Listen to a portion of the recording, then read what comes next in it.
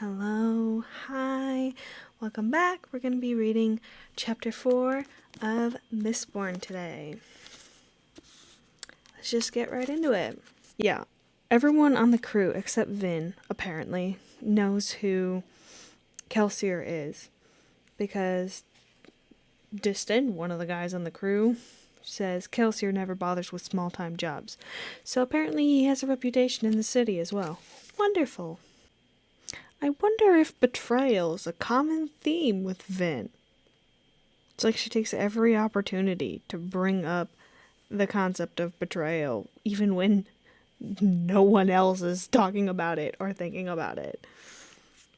Okay, so this is interesting. We have some more lore about the Luthadel Underground.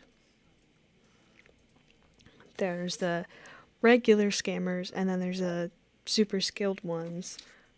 So the regular people are like at Kammon's level, and the super skilled ones, those are like Kelsier and his kind of people. So there's like a hierarchy even to the people who don't technically have a hierarchy. It's like there's an innate human need for hierarchy. That is true. Okay. So Vin has noticed that Kelsier and Doxson are close and they seem to trust each other. And she's wondering if it's a front because everybody betrays everybody in the underworld. And I don't think it's a front. And I think she'll also slowly discover over time that it's not a front. And that's going to be really challenging to her worldview. Because she thinks that everyone is out to betray her in some way or another. But when she sees that Kelsier and Doxson don't ever intend to betray each other, and that they don't intend to betray her either, I hope, then, I hope she learns to move past the betrayal, like the expectation of betrayal that her brother taught her. Dang! Okay, so now we have some more Kelsier backstory. Best crew leader in Luthadel, robbed some of the wealthiest houses, and someone betrayed him, and he got sent by the Lord Ruler himself to the pits.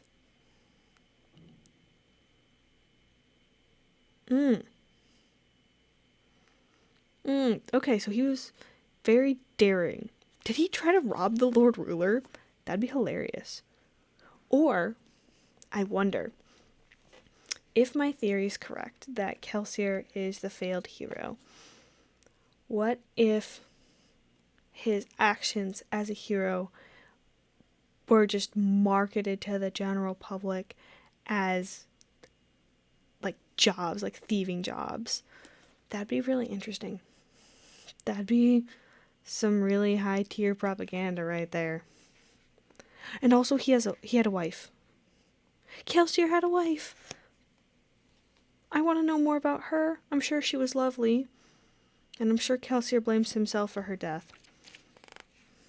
What hero doesn't blame themselves for loved ones' deaths?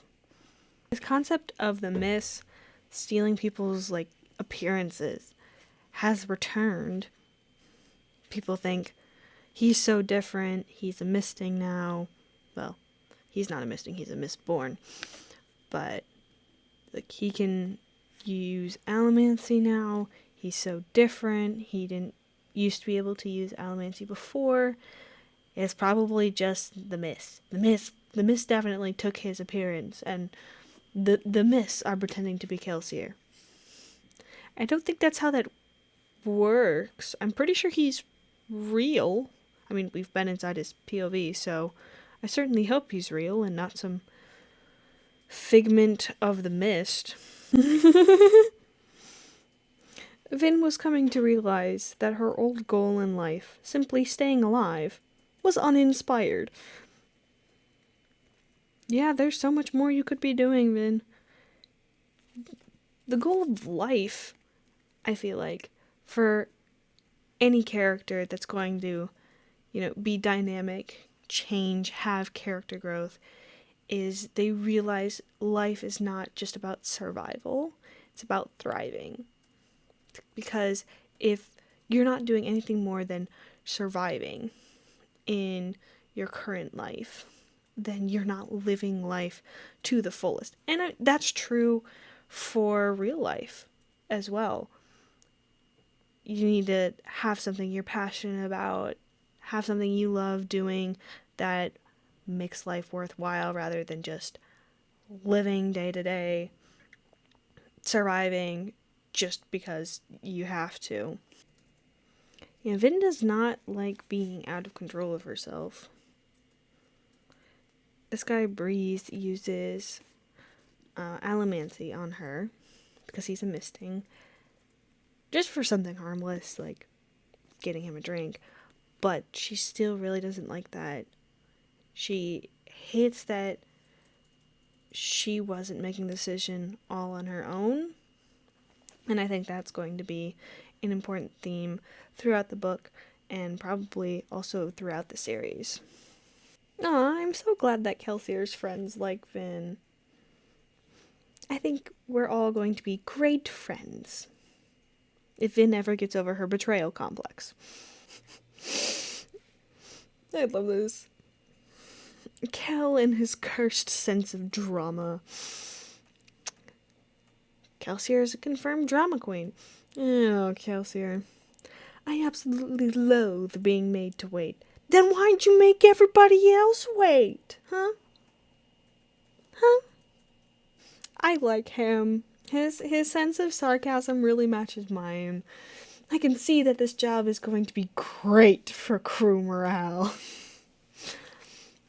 He might be my new favorite character. Sorry, Kelsier. Oh. Yaden is the leader of the rebellion against the Lord Ruler. That is not something I expected. He does not seem like the leader type. Guess that's the best leader in a rebellion, though. The one who isn't obvious. Kelsier. I mean, I knew this was coming. I knew that you were planning to take down the final empire, but that's your job? That's the job you've been planning? How is it only taking you 8 months to plan out the destruction of an empire that's endured for decades, probably centuries? I'm very concerned. Concerned about how well this plan is going to go. I'm concerned about how many people are going to die and how many of my new favorite characters are going to die. Because, as soon as you get attached to a lovable side character, the author decides to kill him off. And I really don't want that to happen. I really don't. My bad. The rebellion's been going on for 1,000 years. Which means the Empire's been around longer than that. So, they're trying to topple an empire that's been around for a millennium. Longer than a millennium. You guys are insane. They've already been paid? How much do you have to get paid to take down an empire? That's what I'm curious about. I like this. We're thieves, gentlemen, and we're extraordinarily good ones. We can rob the unrobbable and fool the unfoolable. We know how to take an incredibly large task and break it down to manageable pieces, and then deal with each of those pieces. We know how to get what we want. I feel like that might be Kelsier's life statement, life motto right there. Robbing the unrobbable and fooling the unfoolable. He seems like a guy who likes to attempt impossible things. Okay, that's a medal I haven't heard of. Atium? I don't know if that's real or if Sanderson made that up, but as far as rare medal names go, pretty good. Much better than Avatar's Unobtainium. Yeah, I think Kelsier has everyone in his pocket. Yaden included. I agree with Vin. Yaden might be paying them, but Kelsier's definitely running this thing. I wonder if Kelsier is actually in charge of the rebellion and he's just asked Yaden to play along with his little scheme. Because I feel like that would be in character for Kelsier. That'd be a very in character move for him to pretend to not be involved when he's really in charge of the whole thing, to make sure the other people who aren't as involved in his life don't find out things they're not supposed to, and then have access to information that they can use to betray him. Now that I think about it, Kelsier might also have a betrayal complex. I don't know what the Kolos are, but I do not want to meet them. Which means we're probably going to meet them, and they're going to be horrifying. Oh. Atium is mined in the pits. That's interesting. So Kelsier knows where there's a large supply of atium to be had. That's interesting. And that's why nobody makes it out, because it's a secret. It's a highly confidential government secret, which is why nobody lives. But Kelsier lived. So Kelsier knows what's there. Kelsier knows where it is. I think Kelsier's probably the second most powerful man in this world. You should try not to talk so much, friend. You'll sound far less stupid that way. Dang. Breeze. Breeze with the burn. There's one more part of the plan I want to warn you about. More? Stealing the Lord Ruler's fortune and overthrowing his empire aren't enough? No. If I can, I'm gonna kill him too. Yeah, I'm with Vin. He's insane. If the Lord Ruler is literally a piece of God,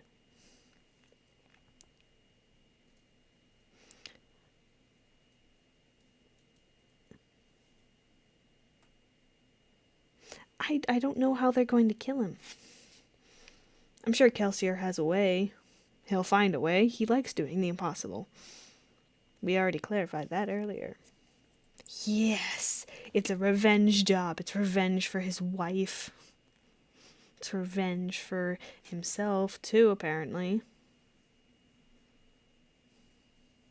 And at some level, it's probably also revenge for the rest of the Ska. We have a little more backstory on Kelsier's allomancy. Kelsier says that he snapped with a capital S and awakened his powers. I would like more details about how that happened, please. Okay, so I was right. Allomantic theory teaches of 10 metals, the 8 basic metals, and the 2 high metals. So, the thing that I keep pointing out, here, we have 10 metals. Well, I assume they're the symbols for the metals, because there's 10. 1, 2, 3, 4, 5, 6, 7, 8, 9, 10.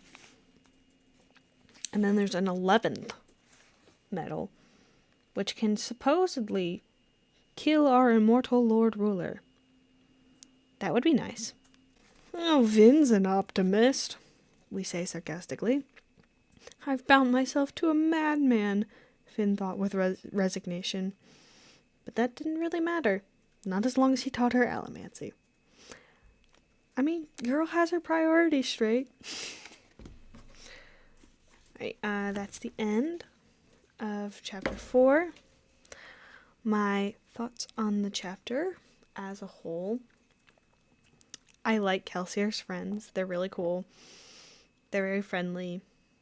Except for Clubs. He's a jerk. But that's probably just fault of him being an old man. Probably a little disillusioned with the world. But the rest of them, at some level, they're all pretty good. Yaden, I could take or leave him, but, he's good for being the brunt of jokes that bring comedic relief. I love Hammond.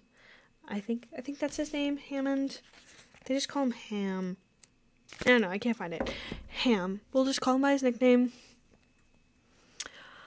I love Ham. He's so funny.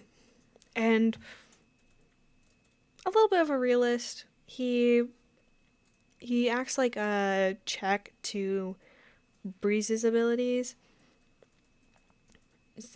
He has, I think, more morals than the rest of the team, so I'm curious to see how that will play out in the future. Something I think needs to happen is Vin needs to learn to trust these people, and in order for her to trust these people, she's going to need to know that they're not going to betray her. And I'm curious to see how Sanderson will shape the story to provide those interactions between Vin and the other characters so that Vin learns to trust them and she kind of gets adopted into their little family group. That would be great. I genuinely hope none of them die. I know the chances are low that all of them survive the trilogy. I'd really like it if they did. But importantly, I would just really like Kelsier not to die. If Kelsier and Vin survive all 3 books, that would be great. If either of them die, I will be very, very sad. I'll be very sad when any of them die. Even Yaden or Clubs, I'll be sad because they're obviously really close to Kelsier, and it doesn't seem like Kelsier has a lot of people that he's close to. He probably doesn't hold people as closely as he used to after the betrayal and his wife dying, and now his obsession with revenge on the Lord Ruler. He probably doesn't think of people as being really close friends anymore. He likely wants to protect them, which is different from Vin, because Vin doesn't want to be friends with people because she wants to protect herself. Kelsier doesn't. Well, I'm proposing this. This is not at all a fact, but it seems that Kelsier doesn't get close to people because he doesn't want them to get hurt. So Vin is selfish and Kelsier selfless in that aspect. And I'm curious to see how they will learn from each other, because even though Kelsier is quite clearly the mentor, especially in Allomancy, I'm curious to see how Vin and Kelsier's different perceptions of being someone's friend and trusting someone, how those are going to shape their interactions with each other and maybe challenge the other person's worldview. I think that's it for this video. Hope you guys enjoyed. I will see you all in the next video.